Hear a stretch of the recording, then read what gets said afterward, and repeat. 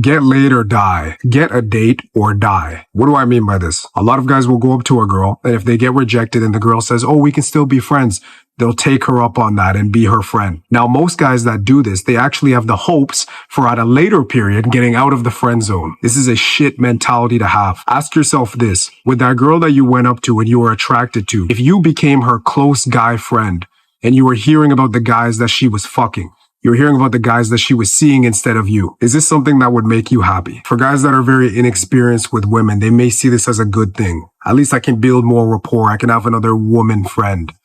But what kind of man do you want to be? Are you going to be the man that is seen as an option or the man that is seen as an ultimate backup, borderline gay best friend? Is that something you're looking forward to doing? For this reason, I have the principle, get laid or die. Get a date or die. There should be no other outcome from the interaction. If you get rejected, she has a boyfriend, it's done. If you get rejected, she's not interested in you, it's done. There is no friend option. What will happen if you keep taking this friend option is you will build essentially a friend platonic rotation of girls that are all your friend. You will be hearing about guys that these girls are seeing. This will destroy your self-esteem, destroy your sense of self-worth, destroy any masculine element that you had left. The real issue is this.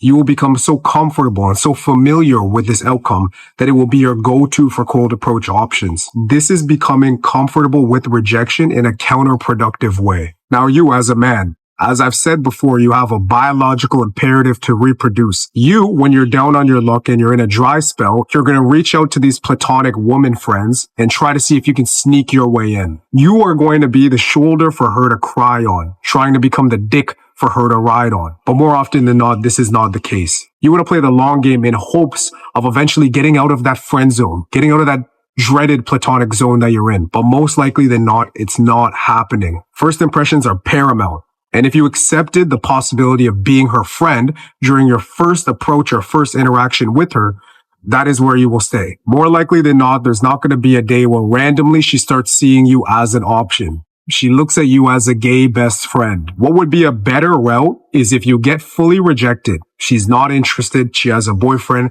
She's not sexually available, whatever it is. Leave it as is. Okay, it was nice speaking to you, but don't just take that kind of rejection and become her friend. You will be stuck in that frame forever. But if you don't give in to the platonic frame and you stay from a non-platonic frame that you approach from, who knows? Maybe one day in the future, she will talk to you again. And you're outside of that friend zone. You've never been a friend. This way, if anything, you'd have a better option of getting on a date with her at a later point or getting laid by her at a later point. You don't want to be playing the long game for years on end to try to get with one girl. This is a disgusting waste of your time, a disgusting use of being a man. Play the short game, get more options, get your abundance up, stop relying on a few girls you've talked to and have gotten friend zoned by. Get out of the scarcity mindset where you need to talk to these girls that have already rejected you and already see you as a friend. Go talk to new girls who don't know you, who will allow you to make a brand new, fresh first impression with them.